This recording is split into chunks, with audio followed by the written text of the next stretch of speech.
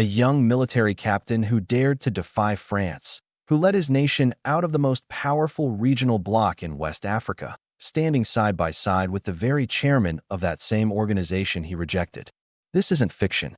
This is the extraordinary reality that unfolded in Ouagadougou, Burkina Faso, when President Julius Maada Bio of Sierra Leone made a historic visit that has sent shockwaves across the continent.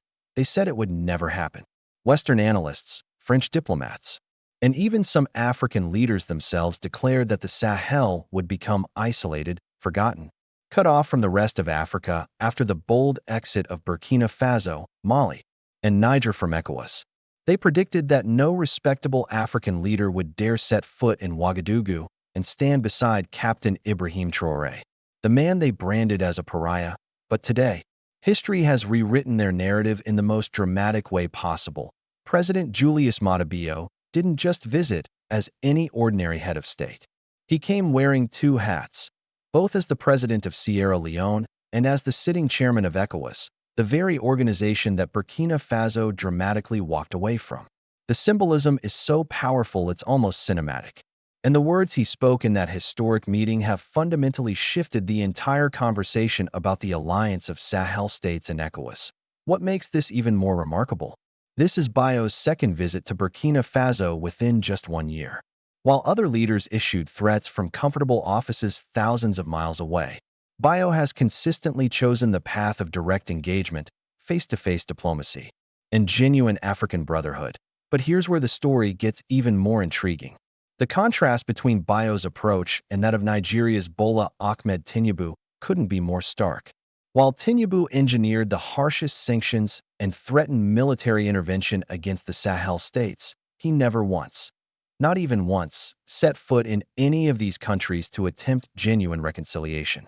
The implications of this difference in leadership style will become crystal clear as we dive deeper. When President Bio stood before the cameras in Ouagadougou, flanked by Captain Traoré, his words carried the weight of history. But to understand the full magnitude of this moment, we need to hear exactly what he said, because every sentence was loaded with meaning, every phrase carefully chosen to send messages far beyond the immediate audience.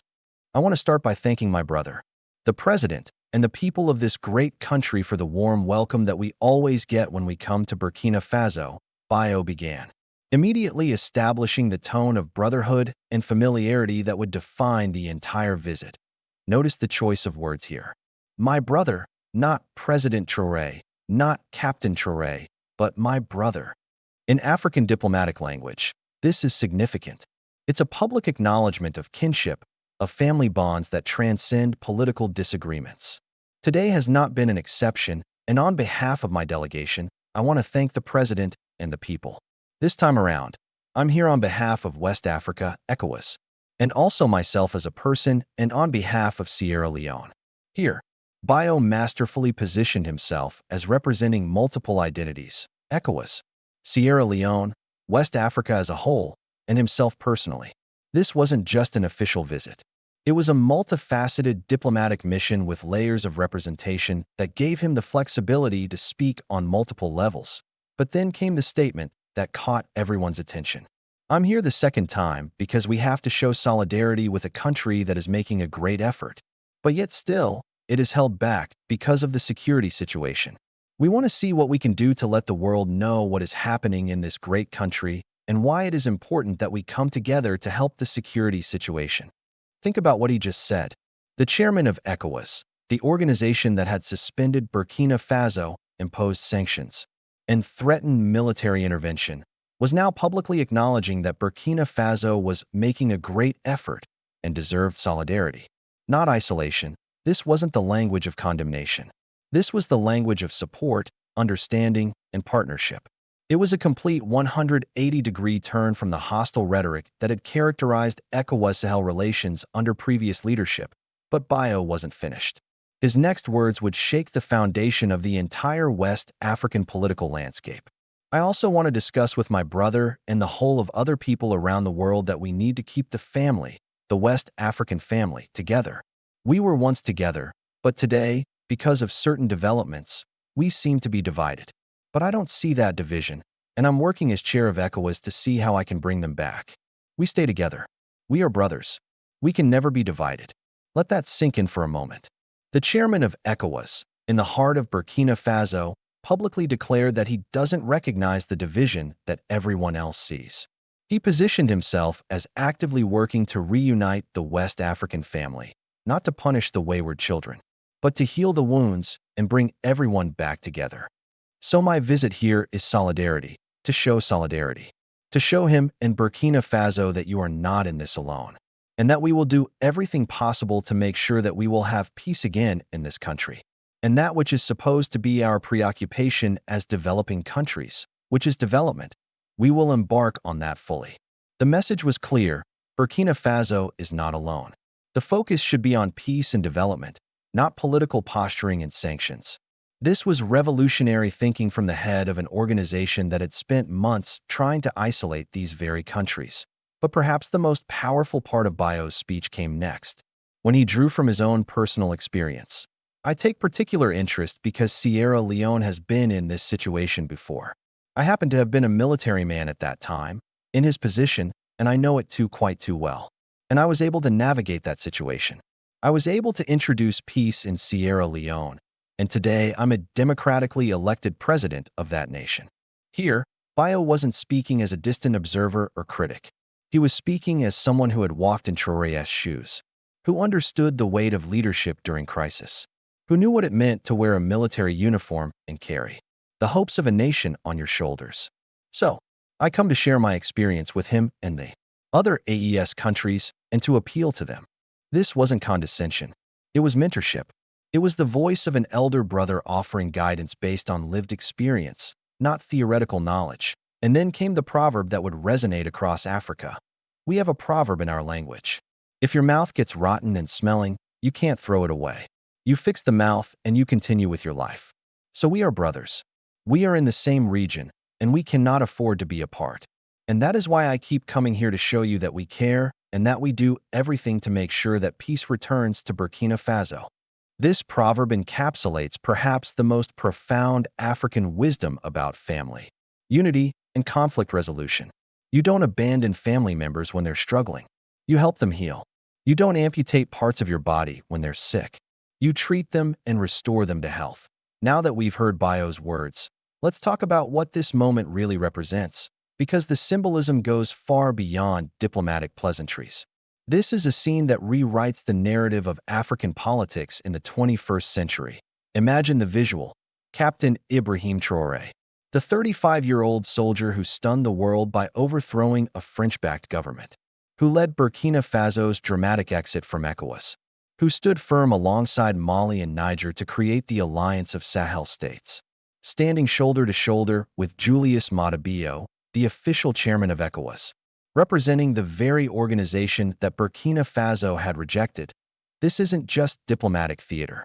This is Africa telling the world that even with political disagreements, even with organizational splits, even with external pressure and internal tensions, the conversation between African brothers never stops. The family bonds remain intact. The message this sends to Paris is unmistakable. Your strategy of isolating the Sahel states has failed. African leaders will not be dictated to about who they can and cannot speak with on their own continent. I held another press conference, right in the middle of the blackout. By candlelight, from the steps of our parliament. They can turn off our lights, I said, but they cannot dim our vision. That image, me speaking by candlelight while the Capitol flickered in darkness, became iconic, not because it was planned, but because it was real. Raw, unbreakable. Within hours, supporters were holding vigils outside embassies worldwide, candles in London, candles in New York, candles in Paris, right outside the Élysée Palace. They tried to create a symbol of our weakness. Instead, they gave us a symbol of our resilience. But the real breakthrough came when the lights came back on. Because we didn't just restore our systems, we upgraded them. With technology from China, from Russia, from India. With partners who didn't demand we remove French from our schools in exchange for fiber optic cables. That's when they realized every pressure they applied was teaching us to become more independent. Every threat was making us more resourceful. Every isolation was forcing us to find new allies. They were creating exactly what they feared, a Burkina Faso that didn't need them at all. So they escalated again, this time through what they call economic instruments, a coordinated campaign to downgrade our credit rating, a sudden discovery of money laundering concerns in our banking sector, a mysterious audit of our gold reserves. Standard playbook, the same one they used to break Venezuela's economy. But here's what they didn't count on. We had been preparing for this moment for 2 years, not preparing to surrender, preparing to survive. Secret agreements with the Central Bank of Russia for currency swaps, bilateral trade deals with India that bypass Western financial systems entirely, a continental African payment system that settles in local currencies. Every threat they made had taught us to build alternatives, and now those alternatives were ready. When the Western banks froze our accounts, we activated Eastern partnerships. When credit agencies downgraded our rating, we launched peer-to-peer lending with African diaspora communities. When they questioned our gold reserves, we proved ownership through blockchain verification that couldn't be hacked or manipulated. For every weapon in their arsenal, we had built a shield. But the moment that broke their strategy completely, it came from an unexpected source. A two-year-old university student in Ouagadougou named Aminata posted a TikTok video. She wasn't a politician, wasn't an activist, wasn't even particularly political. She was just tired. Tired of watching her president get lectured by people who had never walked her streets. Tired of seeing her country apologize for standing up. Tired of the world treating Africa like a child that needed constant supervision. So she made a video. 60 seconds, no script, just truth. My president said no to people who have been robbing us for 60 years, and now they're calling him a dictator? The same people who sold us weapons and bought our resources while our people went hungry? They're lecturing us about democracy, about human rights, while they fund genocide in Gaza and coups in our neighbors? No, we're done being lectured. We're done being patient. We're done asking for scraps from tables built with our gold. That video exploded, not just in Africa, everywhere. Young people in Brazil shared it. Students in India translated it. Activists in Palestine reposted it with their own stories. Because the anger wasn't just African, it was universal. The anger of every people tired of being told how to live by those who exploit them. And that's when they knew they had lost. Because you can sanction a government, you can isolate a leader, but you cannot sanction an idea. And the idea that small nations could say no to superpowers, that idea was spreading faster than they could contain it. So they tried one last card, the oldest one in their deck. They offered me a deal, not publicly, not through official channels, through a midnight envoy who slipped into our capital like a shadow. The offer was simple: reverse course on 3 key policies: the Israeli expulsion, the military alliance with Mali and Niger, and the ban on Western broadcast networks. In exchange, complete economic rehabilitation, removal from all watch lists, full restoration of diplomatic relations, and a personal guarantee that no sanctions would ever target Burkina Faso again. The envoy said I had 48 hours to decide, that this was their final gesture of goodwill, that rejecting this offer would mean entering uncharted waters. I listened. I nodded. I thanked him for making the long journey. Then I said, "Tell your masters that uncharted waters don't scare sailors who learn to navigate by the stars." He left that night. By morning, the offer had leaked to international media, not from our side, from theirs. Because they wanted the world to see what I had rejected. They wanted to paint me as unreasonable, stubborn, a leader who chose conflict over compromise. But the leak backfired. Because the world saw something else. They saw a leader who couldn't be bought, who wouldn't trade his people's dignity for economic comfort, who meant what he said when he said no. And in a world full of politicians who say one thing in public and negotiate the opposite in private, that authenticity cut through every cynic's armor. But let me tell you what happened in those 48 hours. What they didn't see. What the cameras never captured. The phone calls that came flooding in. First, from my own cabinet. My Minister of Finance, sweating as he showed me projected GDP losses. My Defense Minister, warning about military isolation. My economic advisor, painting worst-case scenarios on a whiteboard until it looked like a horror movie. "Mr. President," he said, hands shaking, "if we reject this deal, we're gambling with the future of 22 million people."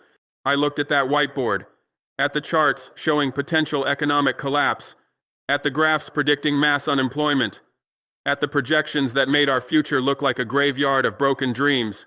And then I asked one question: what does that chart look like if we accept? Silence.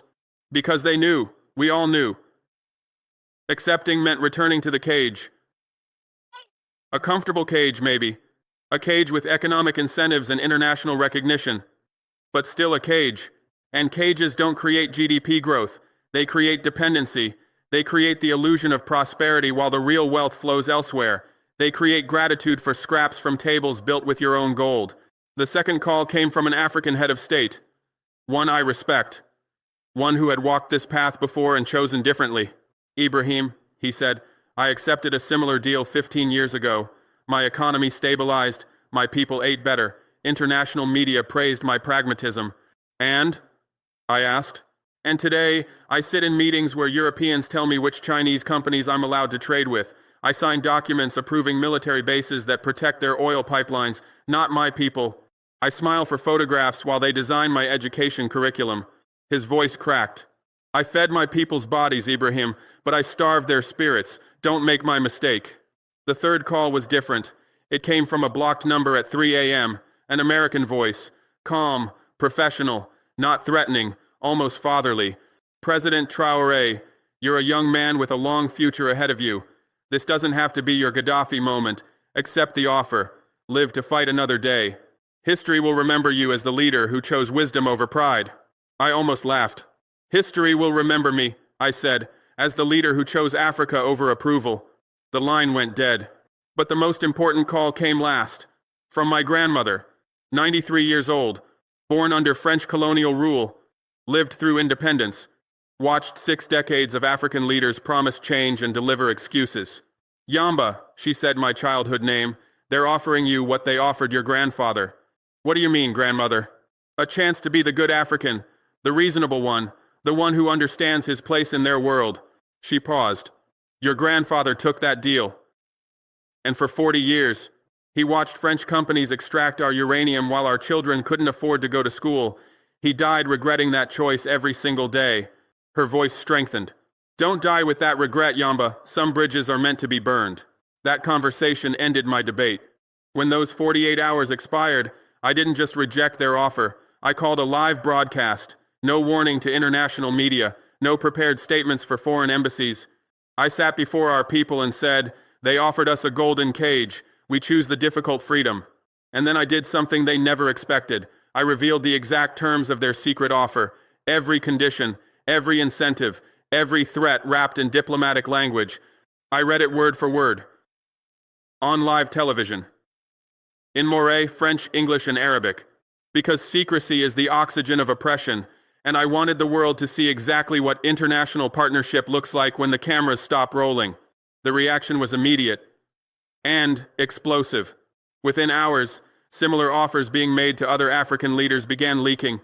Nigeria, Kenya, Senegal, Ghana, all receiving variants of the same deal, all being told they were special cases, all being asked to compromise their sovereignty for economic comfort. The pattern became undeniable. This wasn't diplomacy, it was a continental auction, and they were bidding for our dignity with our own stolen wealth. But something beautiful happened. Instead of dividing us, their tactics united us. Because now we could see the full chessboard. We could see how they played one African nation against another, how they used economic promises to prevent continental cooperation, how they kept us grateful for crumbs by making sure we never shared a full meal. That's when the WhatsApp group started. Informal at first. Just a few African leaders sharing information, comparing notes on the pressures they were facing, the offers they were receiving, the threats wrapped in diplomatic language. But it grew, expanded, evolved, until it became something unprecedented. A continental early warning system. A way to coordinate responses to Western pressure. A digital solidarity that couldn't be monitored or controlled. When France threatened Mali with sanctions, we all knew immediately. When the EU paused aid to Niger, the notification reached all of us in real time. When international media launched coordinated attacks on Guinea's leadership, we shared counter-narratives within minutes. They had taught us to communicate like a resistance movement, and we had learned the lesson well. But the real breakthrough came when China made an offer. Not to me individually, but to our entire alliance. To Mali, Niger, Guinea, and Burkina Faso collectively.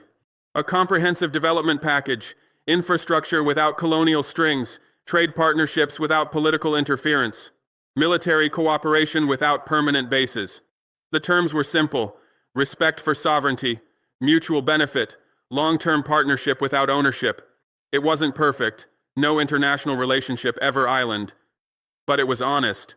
And honesty, after decades of deception, felt revolutionary. When the Western media caught wind of our Chinese discussions, they lost their minds. Headlines screamed about Chinese colonialism, op-eds warned of trading one master for another, analysts painted nightmare scenarios of African nations becoming Chinese puppets. The irony was stunning. The same people who had demanded we maintain economic partnerships with those who colonized us were now warning us about the dangers of economic partnerships with those who hadn't. The same voices that stayed silent while French companies extracted uranium from our soil for 60 years were suddenly concerned about Chinese infrastructure projects that left us owning the roads. But we saw through it, because when France builds infrastructure in Africa, they own it. When China builds infrastructure in Africa, we own it. That's not opinion. That's contractual fact. And facts, unlike propaganda, can be verified. So I issued another statement. Simple and direct. We will partner with anyone who respects our sovereignty. We will resist anyone who threatens it. The color of their flag doesn't matter. The content of their contracts does. That principle became our North Star. Not anti-Western, not pro-Eastern, pro-African. And that's when they realized they had lost the narrative war completely. Because you can't call someone anti-democratic for choosing their own partners.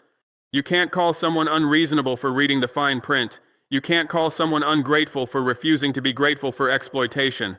The moment I knew we had won came during an African Union summit. Not the formal sessions with cameras and prepared speeches, but during a private dinner. 17 African heads of state sat around that table, and for the first time in my memory, the conversation wasn't about aid packages or foreign investment or international recognition. It was about trade routes between Lagos and Cairo, about shared currency systems that bypassed Western banks, about continental African satellite networks that couldn't be shut down by foreign governments, about agricultural exchanges that fed African children with African grain. We were talking like a continent, thinking like a family, planning like people who expected to own their own future, and that terrified them more than any army ever could, because they had built their power on our division, our competition with each other, our desperate scramble for their approval. But approval addiction is a choice, and we were choosing recovery. The proof came 6 months later, when their sanctions finally arrived. Coordinated, comprehensive, designed to break us. Asset freezes, trade restrictions, investment bans, the full arsenal of economic warfare. And you know what happened? Our economy didn't collapse. Our people didn't starve. Our government didn't fall. Because we had spent those months preparing, building alternatives, strengthening partnerships they couldn't control, creating resilience they couldn't break. We had learned the most important lesson in geopolitics. Independence isn't a gift, it's a skill, and like any skill, it improves with practice. So when their sanctions hit, we were ready. Not just to survive them, but to thrive despite them. That's when other African nations started asking, how did Burkina Faso do it? How can we build the same resilience? How do we break the dependency cycle? And we shared everything, every blueprint, every contact, every lesson learned through trial and error. Because a revolution that hoards its knowledge is just a rebellion waiting to be crushed, but a revolution that educates and replicates, that becomes unstoppable. The final proof came 3 weeks later, when a delegation of African Union leaders arrived in Ouagadougou, not to pressure me to compromise, but to understand how we had survived, how we had built alternatives, how we had said no and made it stick, because they were tired too, tired of being junior partners in their own countries, tired of hosting military bases that protected Western interests, not African ones, tired of signing trade deals that looked like peace treaties written by the losing side. They wanted to learn, and we taught them, not through speeches or manifestos, through practical blueprints, banking systems that worked without Western approval, trade networks that flowed around colonial bottlenecks, communication platforms that couldn't be shut down by foreign governments. We shared everything.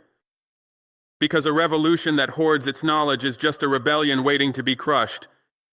but a revolution that educates and replicates. That becomes unstoppable.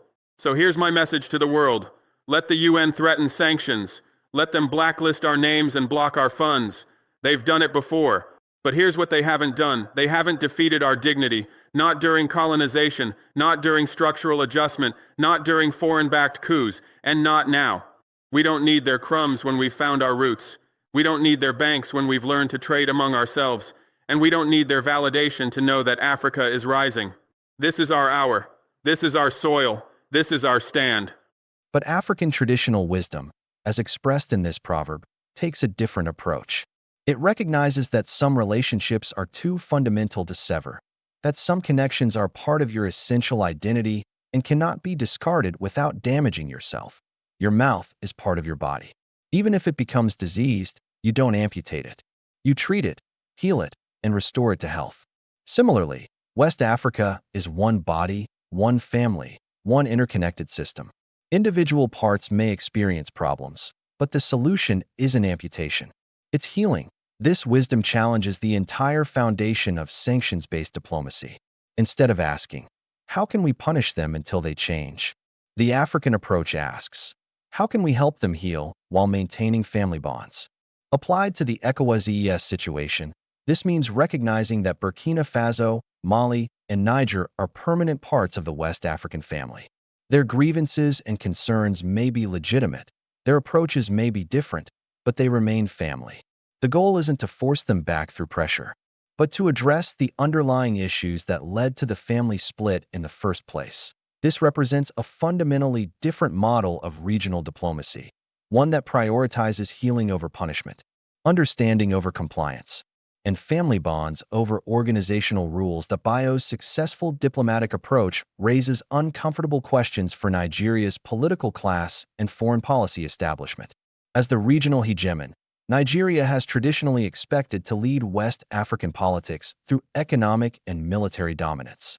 The assumption has been that smaller countries would naturally align with Nigerian interests because they needed Nigerian markets, Nigerian investment, and Nigerian protection. But Bayo's Sierra Leone has demonstrated that small countries can exercise significant influence through skilled diplomacy, authentic relationships, and moral leadership. Sierra Leone doesn't have Nigeria's oil wealth or military power, but Bayo has positioned his country as an indispensable bridge between competing factions in West African politics. This creates a challenge and an opportunity for Nigeria's next generation of leaders. They can continue the old approach of trying to dominate through size and resources, or they can learn from Bayo's model and focus on building genuine partnerships based on mutual respect and shared interests. The stakes couldn't be higher. Nigeria's traditional assumption that it would automatically lead West Africa is being challenged not just by the EES countries' independence, but by smaller countries' demonstration that effective leadership doesn't require military or economic dominance. Future Nigerian leaders will have to choose. Will they double down on failed strategies of coercion and dominance? Or will they embrace a new model of leadership based on service, partnership, and genuine African solidarity? While this drama has played out in West Africa, its implications extend far beyond the region. Other parts of Africa are watching closely to see whether African solutions to African problems can actually work, or whether external intervention will always be the default response to political crises.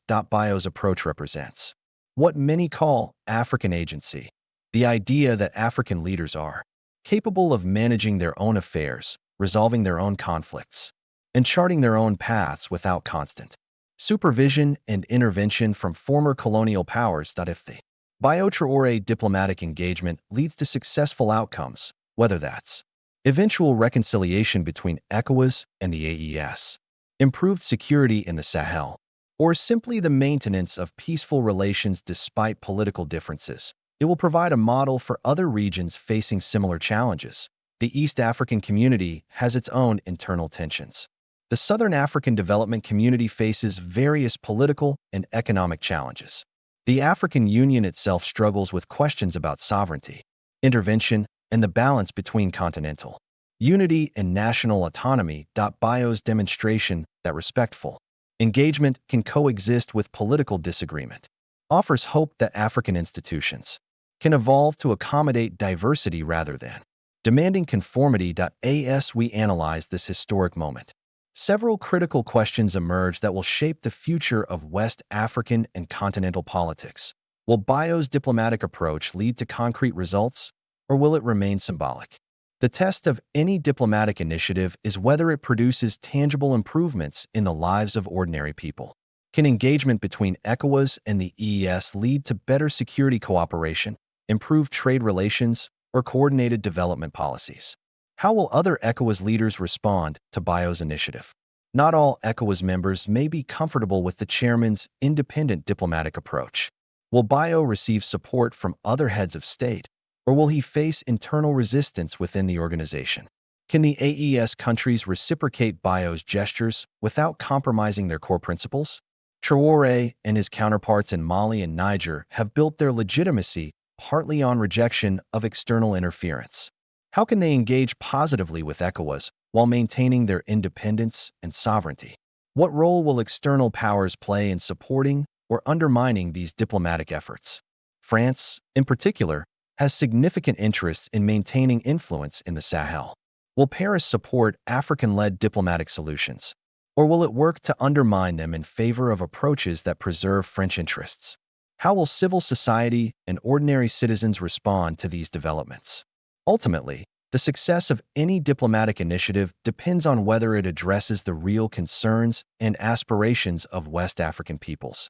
Are Bio and Traoré speaking to the genuine hopes and fears of their citizens, or are they engaged in elite politics that doesn't connect with grassroots realities? As we conclude this analysis, it's clear that Bio's visit to Burkina Faso represents more than just a diplomatic courtesy call. It's a potential turning point in how African leaders approach conflict resolution, regional integration, and relationships with external powers. The contrast between Bio's approach and Tinubu's strategy offers African leaders and citizens a choice between two different models of leadership. One emphasizes power projection, external validation, and conformity to international norms. The other prioritizes authentic relationships, African agency, and accommodation of diverse approaches to governance. The symbolism of the ECOWAS chairman standing beside a leader his organization had previously isolated sends a powerful message to the world.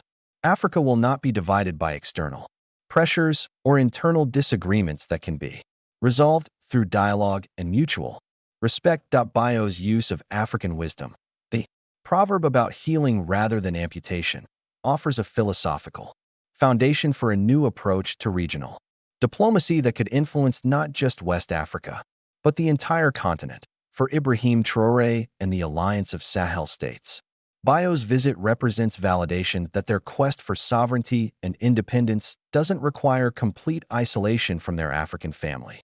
It demonstrates that it's possible to maintain dignity and autonomy while keeping channels of communication and cooperation open. For ECOWAS, Bio's initiative offers a pathway to relevance and effectiveness in a changing regional landscape.